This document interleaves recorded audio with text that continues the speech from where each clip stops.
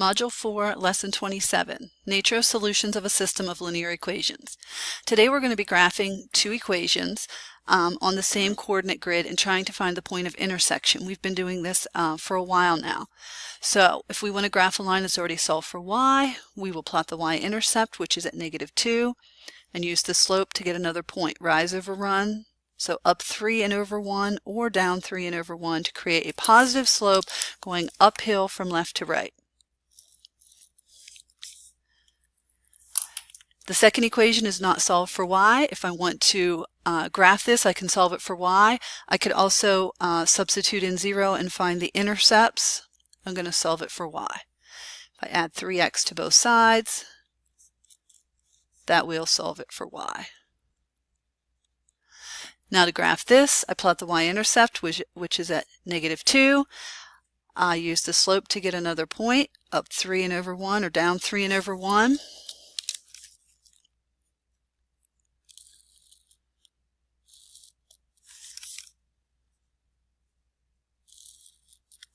And there's that line.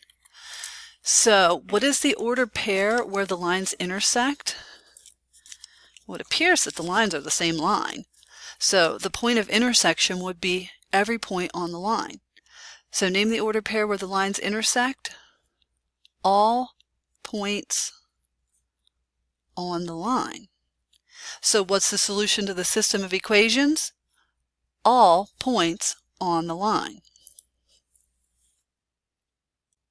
All right, we're going to try another pair of equations. First equation is already solved for y, so my y-intercept, I will go up 4. My slope is 2/3, so up 2/3 or down 2/3 to create a positive slope going uphill from left to right.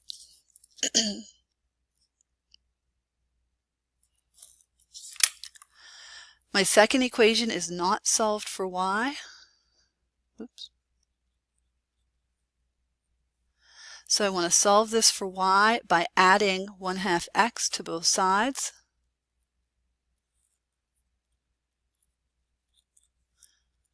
These aren't like terms, so I can't actually combine them. Now divide everything by 2.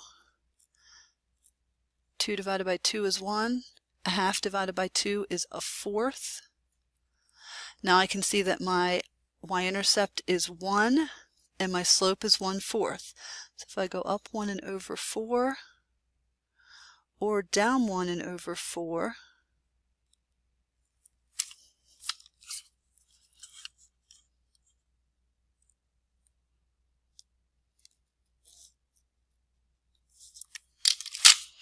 extend this line a little bit. All right, we get those two equations, those two graphs. And we're going to be looking to find the point of intersection, but that doesn't appear to be a whole number. It looks like it's in between.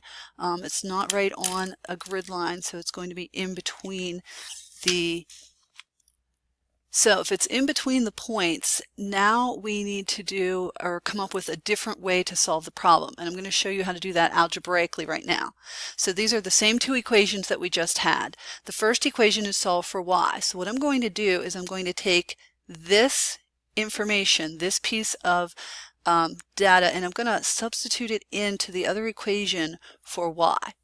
So I will have 2, this used to be y, but I'm substituting in 2/3 x plus 4 in place of y. And now I have to think back earlier in this module when we were solving equations. The steps to solve equations are the shortest way for us to do this. Of course, we have to start by distributing. So 2 times 2/3 is 4/3. 2 times 4 is 8. Now we want to add our like terms. 4/3 x and -1/2 x combine together to make 5/6 x. Subtract 8 on both sides. Gives us -6. And now we need to divide both sides by 5/6.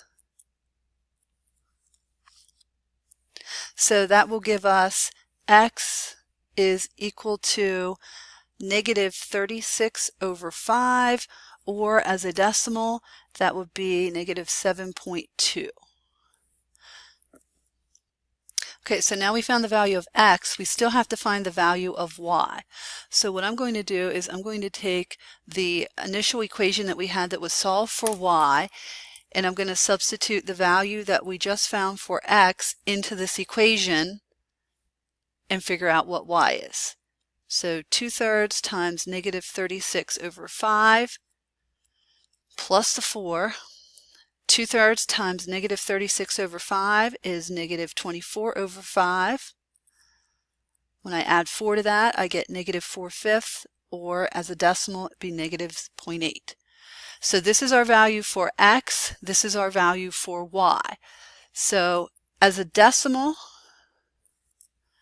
negative 7.2 and negative 0.8, and as a fraction, negative 36 over 5 and negative 4/5.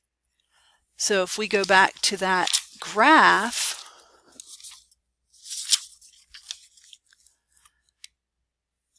negative 7.5,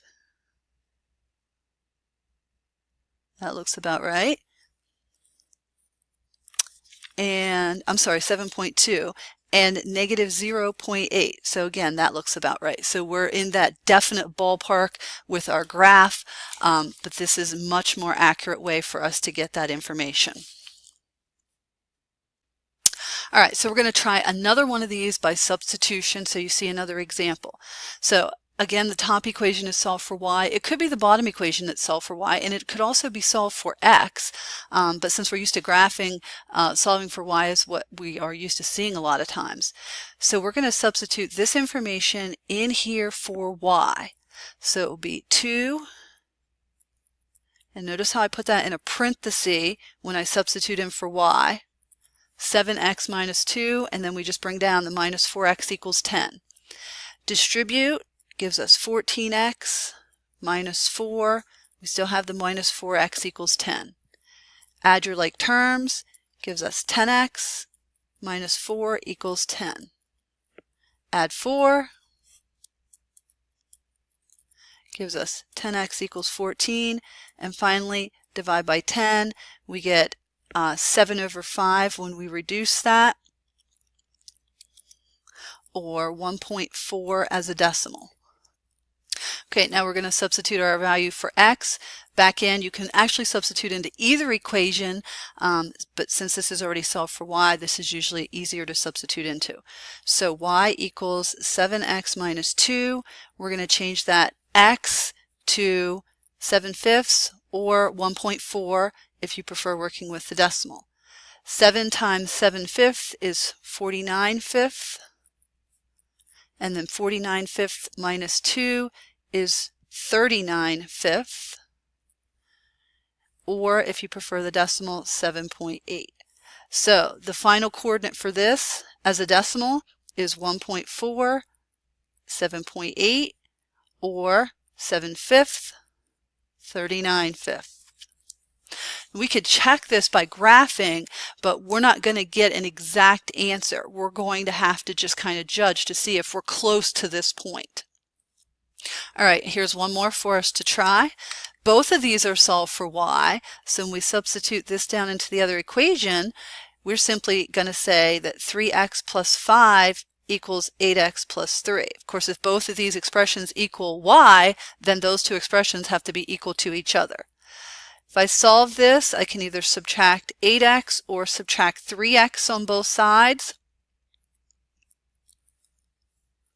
Subtract the 3 on both sides, and then divide by 5.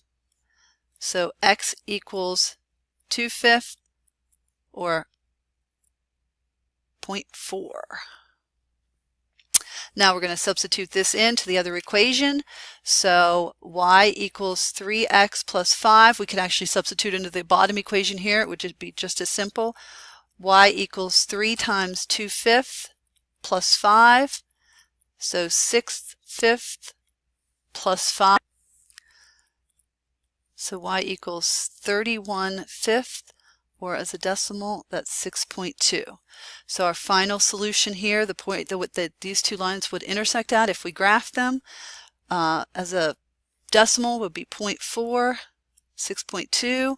As a fraction would be 2/5 and 31/5. All right, and this is the last one. If you think you're getting this, be fine with me if you didn't watch the rest. But if you want another example, here we go.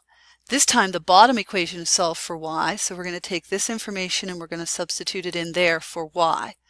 So 4 times ry equals 26x plus 4. So this is just substituted in there for y.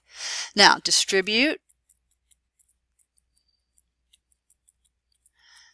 Eliminate an x on one side or the other. We could also be subtracting the 44x there. We get down to this. We need to add 4 on both sides now. And then divide by 18. So x equals 4/9 or 0.4 repeating. Now we're going to substitute these in. We can substitute into either equation. I'm going to use the bottom equation. So 11 times my x, which was 4/9, take away 1. So 44/9, take away 1. So y equals 35/9, or if you prefer the decimal, 3.8 repeating. So as a decimal, our final coordinate is 0.4 repeating, 3.8 repeating, or as a fraction, 4/9, 35/9.